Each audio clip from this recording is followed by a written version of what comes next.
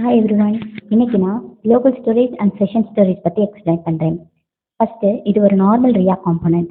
Use effect use பண்ணியிருக்கேன் because component load ஆன உடனே இந்த கோடை ஒரு தடவை எக்ஸிக்யூட் ஆகணுன்றதுக்கு. ஃபர்ஸ்ட் லோக்கல் ஸ்டோரேஜ் பார்த்துடலாம்.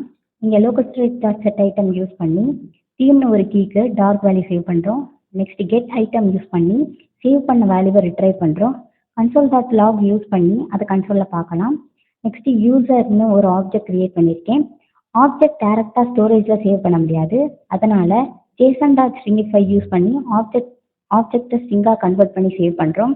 ரிட்ரைவ் பண்ணும்போது கெட் ஐட்டம் யூஸ் பண்ணி வேல்யூ எடுத்து ஜேசன் டாட் பாஸ் யூஸ் பண்ணி ஸ்ட்ரிங்கை திரும்ப ஆப்ஜெக்டாக கன்வெர்ட் பண்ணுறோம்.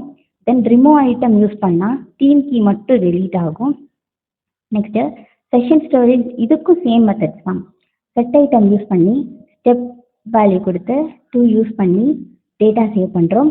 நெக்ஸ்ட்டு கெட் ஐட்டம் யூஸ் பண்ணி ரிட்ரைவ் பண்ணுறோம். ஆப்ஜெக்ட் சேவ் பண்ண ஜேசன் டாட் ஸ்ட்ரிங்கிஃபை யூஸ் பண்ணுவோம். ரிட்ரைவ் பண்ண ஜேசன் டாட் பாஸ் யூஸ் பண்ணுறோம். ரிமூவ் ஐட்டம் யூஸ் பண்ணி ஸ்டெப் கீ டெலீட் பண்ணுறோம்.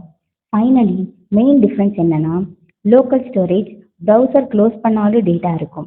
Session storage browser tab close பண்ணதும் ஆட்டோமேட்டிக்காக டெலீட் ஆகிடும். அதனால் பெர்மனன்ட் டேட்டாவுக்கு லோக்கல் ஸ்டோரேஜ் யூஸ் பண்ணுவோம், டெம்பரவரி டேட்டாவுக்கு செஷன் ஸ்டோரேஜ் யூஸ் பண்ணுவோம். தேங்க்யூ.